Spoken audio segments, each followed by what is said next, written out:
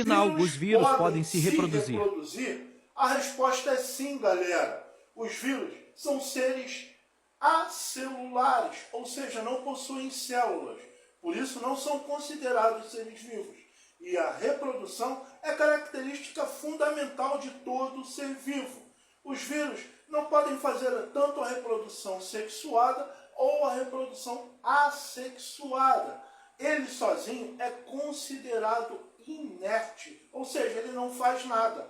Mas por ser um parasita intracelular obrigatório, ao adentrar ali a célula, tá, ele vai tomar conta de todo o metabolismo, toda a maquinaria genética daquela célula, vai replicar o seu material genético e originar cópias dele mesmo. Me siga para mais biodicas. Ali ele vai se reproduzir por ser um parasita intracelular obrigatório.